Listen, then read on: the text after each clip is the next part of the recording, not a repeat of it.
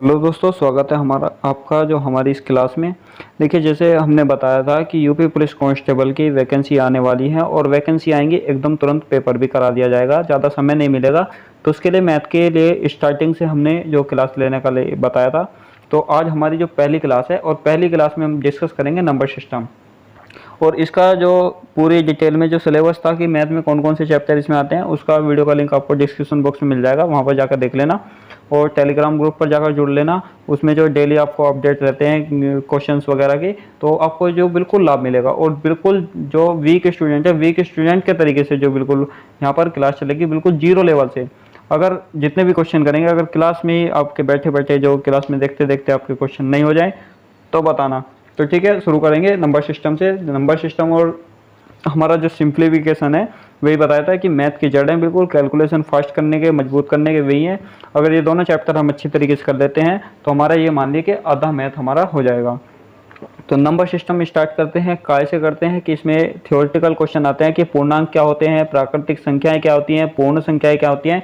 तो इन्हें ऐसे देखिए, हम डायरेक्ट याद कर लेंगे कि पूर्णांक क्या होते हैं कि माइनस इन्फिनेटिव से प्लस इन्फिनेटिव तक। प्राकृतिक संख्या क्या होती हैं कि 1 से इन्फिनेटिव तक। पूर्ण संख्या क्या होती है, इसमें जीरो भी शामिल हो जाता है। तो ऐसे याद करेंगे तो क्वेश्चंस की टाइप में, यानी कि जीके की टाइप में याद होगा। तो देखिए, एक डायग्राम टाइप से याद कराते हैं जो कभी आपको भूलेंगे नहीं, तो कैसे बहुत जल्दी याद होएगा। तो जैसे हमने ये डायग्राम बना लिया, इधर लिख लिया हमने प्लस इन्फिनेटिव, इधर लिख लिया माइनस इन्फिनेटिव, और इधर हमारा बीच में हो गया जीरो, और यहाँ से हो गया 1 2 3 यानी कि इन्फिनेटिव तक। फिर यहाँ पर हो गया -1, -2, -3, -4, ऐसे हो गया। ठीक है, अब इसे कैसे करेंगे तो देखिए, 1 से लेकर यहाँ तक हम एरो लगा लेते हैं इसमें। तो ये क्या हो जाएंगी हमारी प्राकृतिक संख्याएं, ये हो जाएंगी हमारी प्राकृतिक संख्या। कौन सी, 1 से हमारे प्लस इन्फिनेटिव तक। ठीक है, अब हम जीरो भी इसमें शामिल कर लें, इस तरीके से एरो लगा लें। इस तरीके से जो नोट्स बना लीजिए, ये बिल्कुल हमेशा याद रहेगा। तो ये क्या हो जाएगी हमारी पूर्ण संख्या, ये क्या होती है हमारी पूर्ण संख्या। ठीक है, याद रह जाएगा। और अगर इसे टोटल यहाँ से यहाँ तक कर लें तो ये हमारे हो जाते हैं पूर्णांक। तो ये हमारा थ्योरी में ही क्वेश्चन आ जाता है कि पूर्णांक कितने हैं, तो अब हम बता देंगे कि यहाँ से यहाँ तक, यानी कि माइनस इन्फिनेटिव से प्लस इन्फिनेटिव तक हो जाएंगे। और पूर्ण संख्या क्या होती है हमारी, 0 से लेकर प्लस इन्फिनेटिव। और प्राकृतिक संख्या क्या होती है, 1 से लेकर प्लस इन्फिनेटिव तक। ठीक है, अब यहाँ कोई दिक्कत नहीं आएगी। और फिर उसके बाद में आ जाते हैं अभाज्य संख्या, जिसे बोलते हैं प्राइम नंबर। प्राइम नंबर क्या होते हैं, ये भी क्वेश्चन हमारे आ जाते हैं, यानी कि prime number. Prime number, prime number होते हैं अभाज्य संख्या। अभाज्य संख्या क्या होती है कि जिसके या दो ही जोड़े बने, या तो 1 से कटे या वो स्वयं से कटे। जैसे हमने 3 ले लिया कि ये 3 क्या है, या तो 1 से कटेगी या स्वयं 3 से कटेगी, इसका अदर कोई जोड़ा नहीं है। यानी कि जिसके केवल 2 ही जो फैक्टर बने, तो वे क्या हो जाती है हमारी प्राइम नंबर हो जाती है। और एक क्वेश्चन डायरेक्ट ही पूछ लिया जाता है कि सबसे छोटी जो अभाज्य संख्या क्या है, और एक पूछ लिया जाता है कि एकमात्र सम कौन सी संख्या है जो अभाज्य है। तो सबसे छोटी संख्या क्या है अभाज्य, 2 है, ये सबसे छोटी है, नोट कर लेना। सबसे छोटी अभाज्य संख्या है। और एकमात्र सम अभाज्य संख्या है, सम अभाज्य संख्या है एकमात्र। ठीक है, ये हो गया।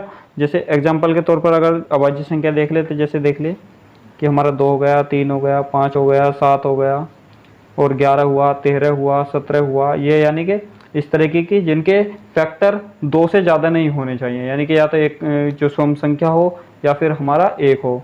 ठीक है, ये हमारी हो जाती है अभाज्य संख्याएं। अब एक क्वेश्चन आ जाता है कि 1 से 100 के बीच में कितनी अभाज्य संख्या है। डायरेक्ट ये थ्योरी में क्वेश्चन आता है कि 1 से 100 के बीच में कितनी अभाज्य संख्या है। तो इसका कोई ट्रिक तो है नहीं है, गिनना ही पड़ेगा इसे। तो इसे ऐसे गिन लेंगे कि जैसे 1 से 25 के बीच में हमारी बैठती हैं कितनी अभाज्य संख्या बैठती हैं, 9। फिर 25 से 50 के बीच में हमारी अभाज्य संख्या बैठ जाती हैं 6। और 50 से 100 के बीच में हमारी जो अभाज्य संख्या हो जाती हैं 10 हो जाती हैं।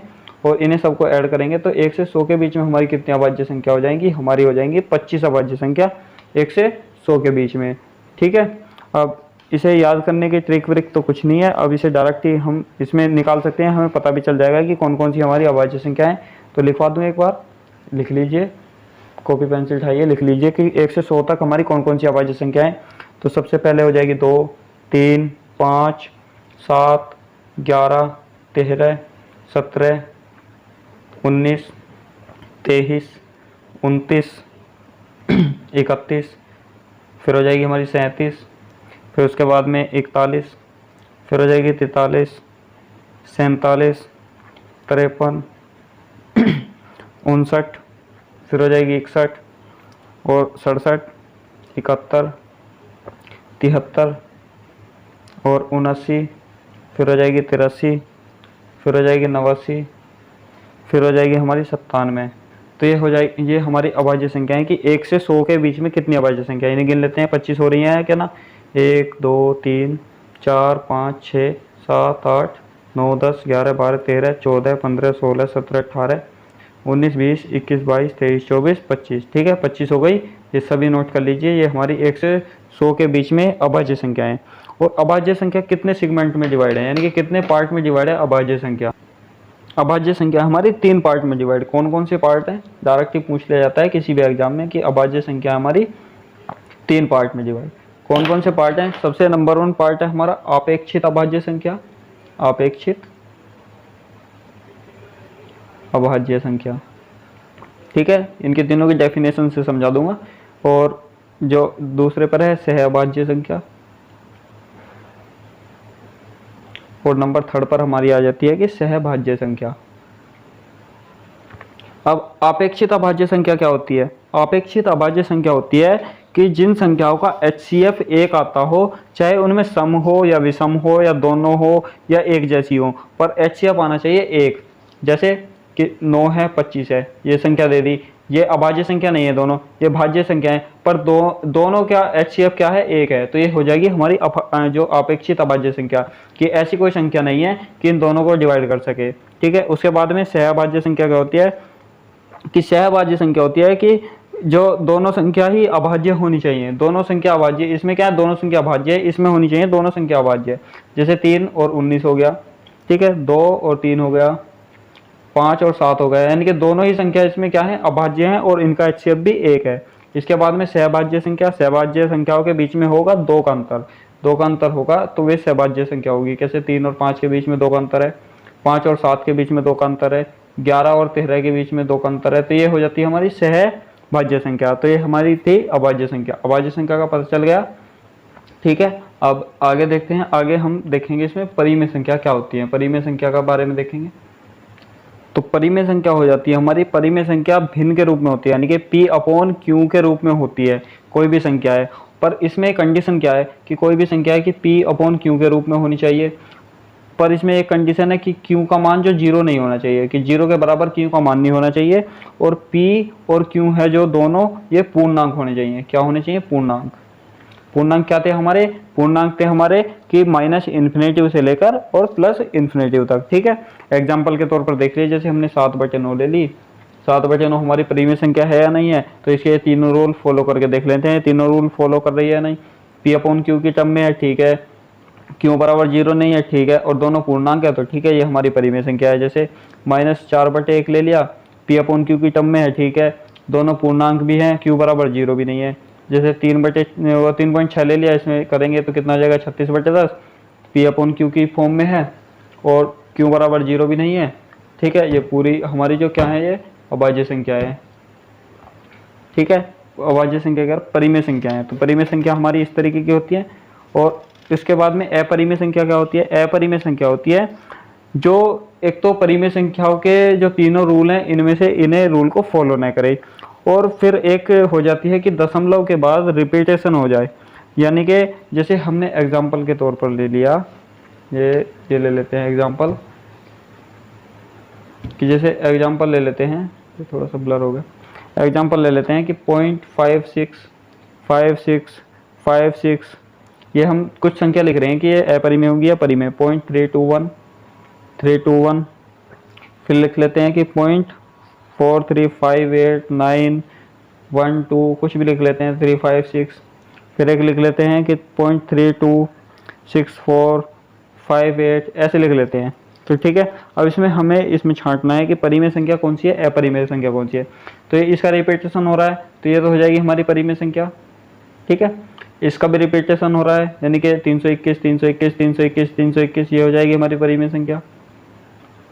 और ये संख्या ये अनंत तक जा रही है, रिपीटेशन कुछ नहीं हो रहा, तो ये हमारी अपरिमेय हो जाएगी और कोई से रूल को फॉलो भी नहीं करेगी, तो अपरिमेय संख्या का उदाहरण है। ये क्या हो जाएगी हमारी, ये भी हमारी अपरिमेय संख्या हो जाएगी। ठीक है, अपरिमेय और परिमेय पता चल गया।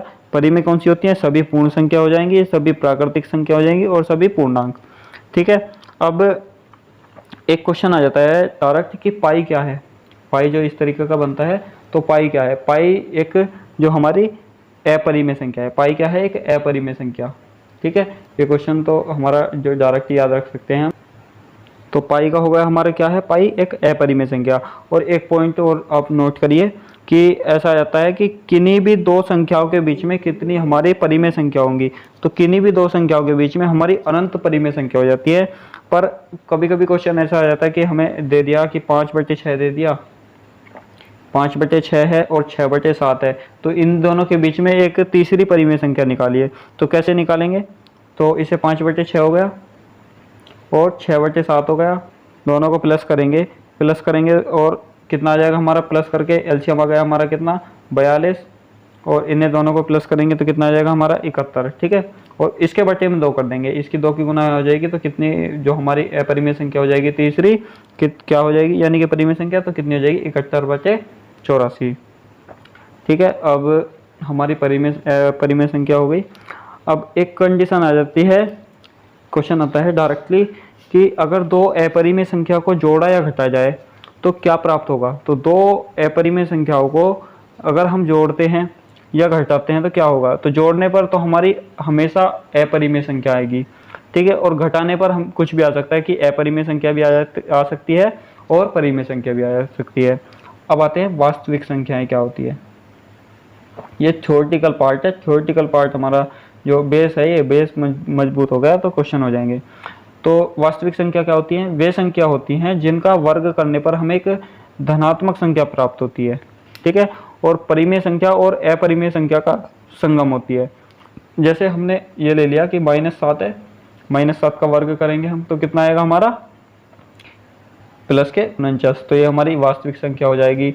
जैसे -√6 है, इसका वर्ग करेंगे तो हमारा क्या आएगा? 6, तो ये भी हमारी वास्तविक संख्या होगी। जैसे 5 है, 5 का वर्ग करेंगे तो क्या आएगा हमारा? 25 आएगा, तो ये भी हमारी वास्तविक संख्या होगी। अब ये सोच रहे होंगे कि ये ऐसे तो सभी वास्तविक संख्या होंगी, तो सभी नहीं होंगी, काल्पनिक संख्या भी होंगी। कैसी होंगी? कि अगर हमने जो माइनस रूट के अंदर ले लिया कि माइनस के रूट -5, इसका वर्ग करेंगे तो हमारा क्या आएगा? रूट से रूट ही तो कटेगा, तो -5 आएगा। तो ये हमारी काल्पनिक संख्या यानी कि अवास्तविक संख्या। जैसे ले लिया -√6, तो इसमें रूट कटेगा वर्ग करने पर, यानी कि ऐसे कि जैसे ये ले लिया कि -√6 गुना -√6 हो जाएगा, तो ये रूट कैंसिल आउट हो जाएगा। ठीक है, और एक संख्या निकल जाएगी, तो कितना हो जाएगा? ये -6। जैसे माइनस का 10 ले लिया रूट में, यानी कि इस तरीके की संख्या जो हमारी कोई भी संख्या होगी तो ये हो जाएंगी हमारी काल्पनिक संख्या।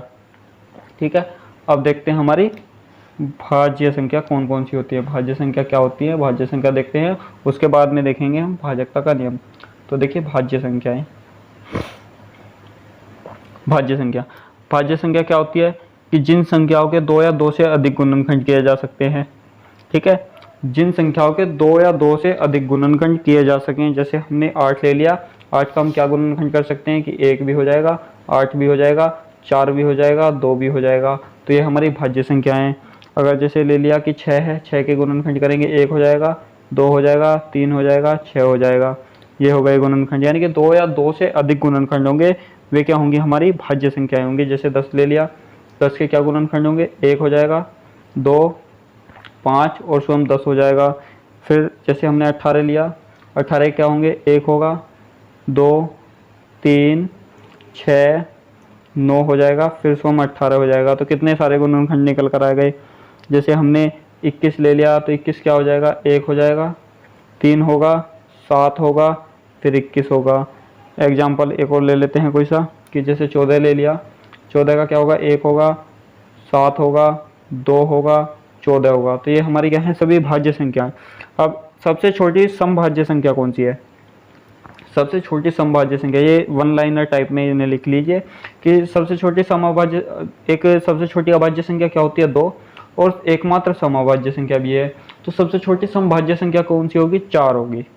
ठीक है, और सबसे छोटी विषम भाज्य संख्या क्या होगी? 9 होगी, क्योंकि सबसे छोटी विषम अभाज्य संख्या क्या होती है? हमारी 3 होती है। ठीक है, अब एक क्वेश्चन आता है कि सबसे छोटी अभाज्य संख्या का वर्ग ही जो सबसे छोटी सम भाज्य संख्या होती है, सबसे छोटी सम अभाज्य संख्या का वर्ग करें तो सबसे छोटी सम भाज्य संख्या निकल कर आएगी। कैसे कि सबसे छोटी सम हमारी अभाज्य संख्या कौन सी है, 2 है, और 2 का वर्ग करें तो हमारा क्या आएगा 4, और 4 क्या है सबसे छोटी सम भाज्य संख्या, भाज्य है ये, और ये हमारी अभाज्य है।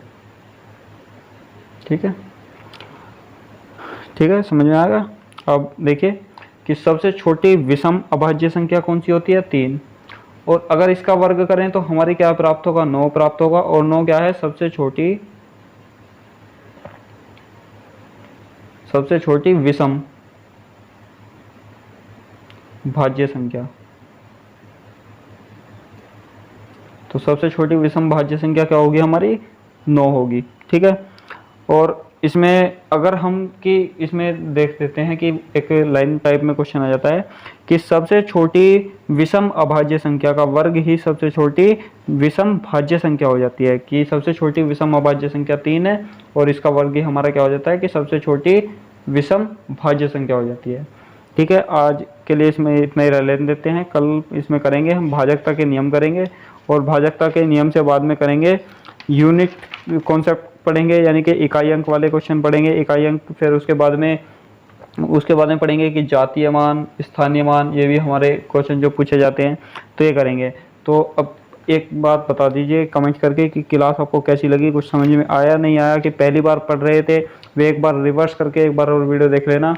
मैं गारंटी लेता हूँ कि वे अब ये नहीं कहेंगे कि हमें जो मैथ में परेशानी होती है। ठीक है, और वीडियो को ज़्यादा से ज़्यादा शेयर कर देना, किसी का भला हो जाएगा इसमें, तो किसी के पल्ले पड़ जाएगी ये क्लास, जो वन लाइनर टाइप में क्लास है ये कभी जो मिलती नहीं है।